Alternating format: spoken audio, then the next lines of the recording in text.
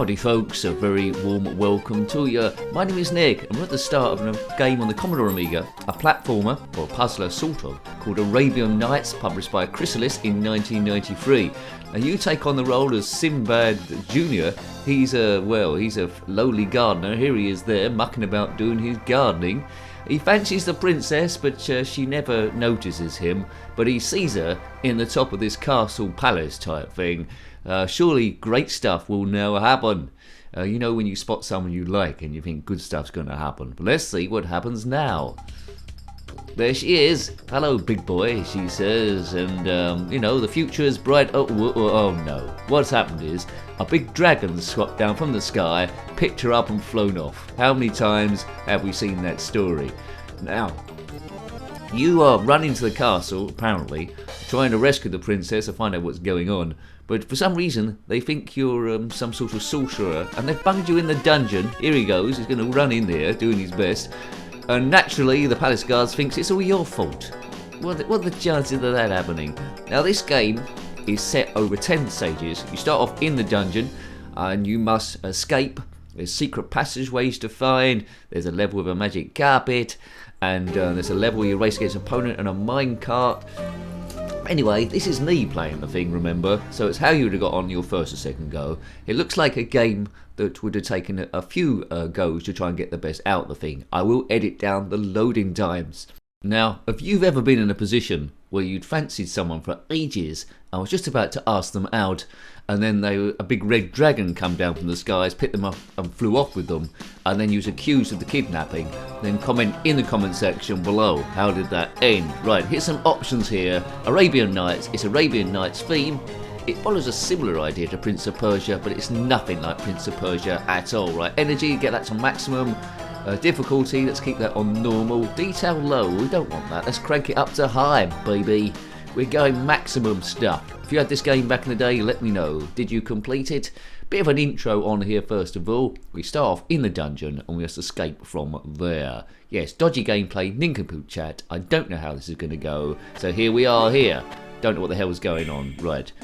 So, there's a key to the door. Good music going on, I'm digging that. In the top left, you can see we're carrying a key, and then to the one side of that we've got a sword.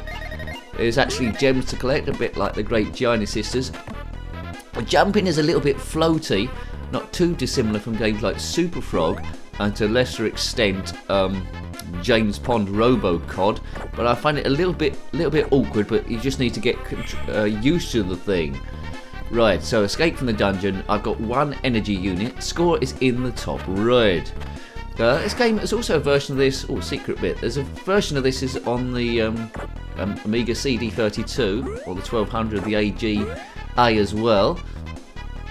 Right, now, most of this game is going to be me wandering around, wondering where the hell I'm going. But we'll explore as much as we possibly can. Oh, there's the palace guard, and they've died. Got back from a save point there. Right, come on Nick, you can do this thing, can you? Probably not.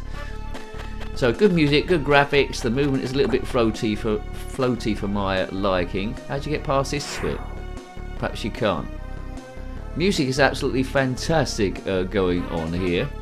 I would love to get to the magic carpet stage, I certainly would. So this guy, with a flower pot on his head, fights quite well for a gardener. Is it a flower pot or is it a fez? It's probably a fez, wasn't it? I was being a bit pedantic. Right, there must be a way of getting... walking into that big blaze, not a good idea, but there's a ladder, so let's go up there. Maybe. Oh, man. Right, maybe I need a run-up to kill this person. I can't get past him. You always end up in a dungeon, don't you, really? There's always a princess to rescue. Look at this fool. If I just creep behind him and get up the ladder, maybe that's the way to do it. So we're with various guards. The gameplay does change quite dramatically in some levels, especially the flying carpet level. Oh man. But I prefer to play Aladdin on the Amiga 1200 than this one. Well, that's like different games, but this is pretty good. I can see why people would have liked this. Oh, how do I get under there? Maybe I do need to do a bit of slidey. Need a bigger run up than that. There we go. Right, up here. Collect these. These are like your currency in the game, and you might be able to use them to buy extra stuff later on. Oops. Up, up, up. This must be the way to go. If in doubt, go up. What's going on here? You can get clues as you go through the game sometimes by pressing a space bar.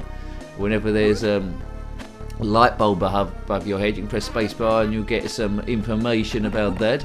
That's a snake charmer, so we need to get something to oh, look at the movement on that helps him. Oh, another one of these twits. There must be a way of getting past this dude. Oh, look, you just need to run up, smash through this block wall. I'm liking this game. This is pretty cool, isn't it? This would have captured my imagination back in the day. Not sure what the scores were, but I reckon it did quite well. I like the theme. Whoa, I like the theme. You can get used to the floatiness every now and again, so it's up there with Team 17's Super Frog, that's for sure. Maybe even slightly better. And that's saying something, because that was a very popular game. So you have to be precise landing on these moving ledges, what with the slipperiness of the thing. Oh no! Into the fire. Can I go through there? Yes, down and up, into somewhere else. So there's quite a lot of different places to find in this game.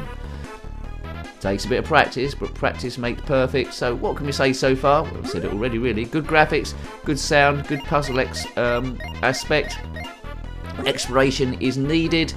Take a run up when attacking the guards. Watch the floatiness. There we go. This looks interesting. Oops. Nincompoopery. I've timed it wrong twice now.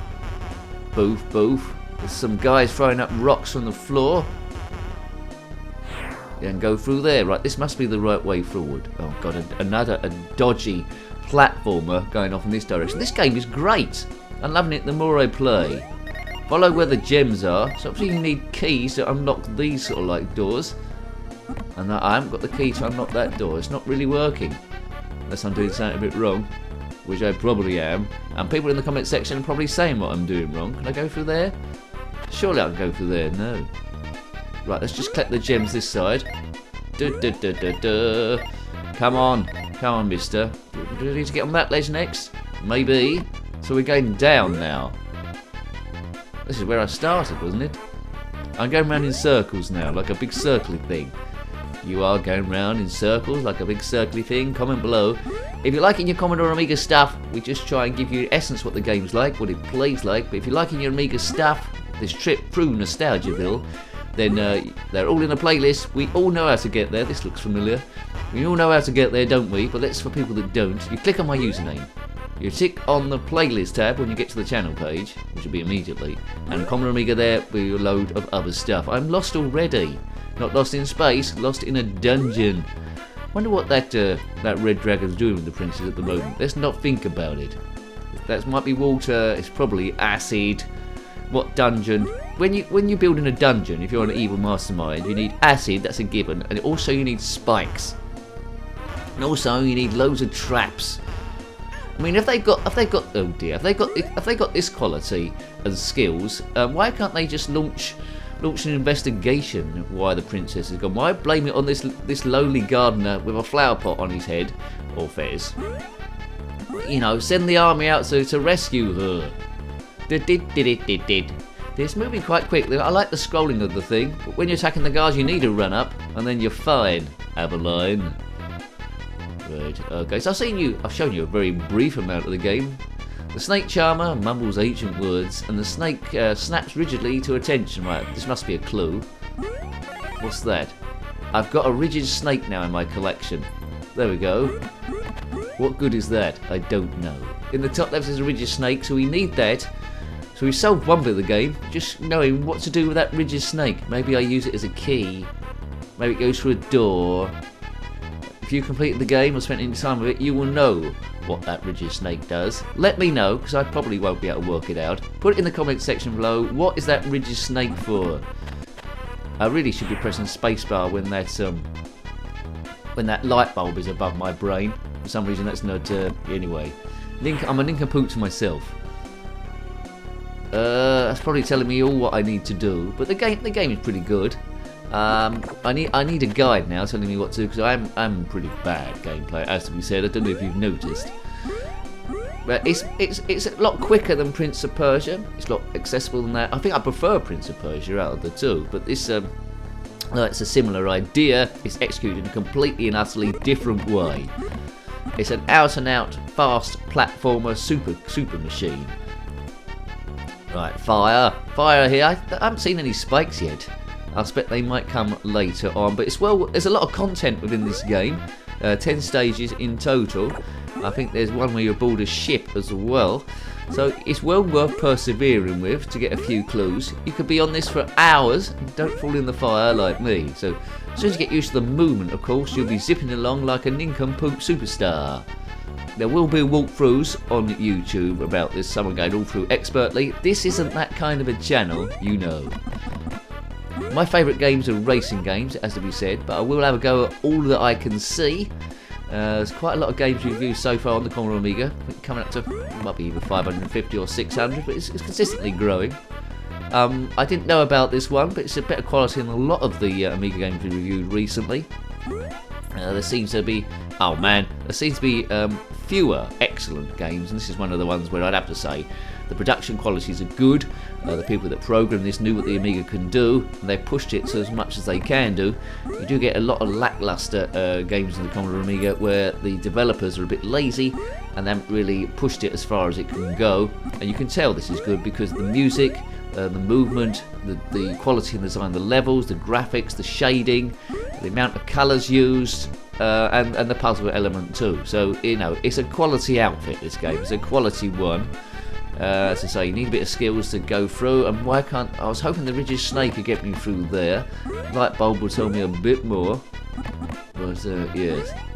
Oh, man. Yeah, you can play this. Best to play this on the joystick there. For some reason, when I'm pressing spacebar, when the light bulb comes up, nothing is coming up. Maybe it's because there's emulation, but normally, in the real game, well, this is the real game, but you press spacebar and you get a clue of what to do next when there's a light bulb, and that would help you greatly in this game to try and guide you in what to do. Because you need some sort of guide, but hopefully I've showed you at least a little bit of how this thing is going, although I seem to be now going around in circles. People who know how to complete the first level will probably do an amazing speed run as fast as they possibly can. But you know, what I seem to be blocked up against now is a few locked doors, which presumably using the rigid snake I can get through, or some amazing key or some amazing. So there we go. So that's where I'm having bother with, straight there. I need one of those light bulb moments there where I can suddenly zip through like a mad Wally, and then I'll be back there again. So that's giving you a little bit of an idea how the game plays, and it's game over again. So, you know, that was the first newbie go, and that's quite reflective of how I would have got on. But I would have tried to find out a bit more about it, so I'll give it further next time. So I love the game, despite being used to that, but it was rather entertaining and makes me want to play again. Good game. So I hope you liked having a look at that one. That was Arabian Nights on the Commodore Amiga, published by Krisalis in 1993. A quality platform gamer. Must be in the upper echelons, one of the best, I'd imagine, in the ratings, although I haven't seen them. If you've got any comments about this game, cinema games, anything retro or Commodore Amiga, by all means put that in the comment section below. You're always more than welcome. Until next time, take great care of yourself, and a very fond goodbye. Goodbye. I'm going round in circles now, like a big circly thing. If you are going round in circles like a big circly thing, comment below.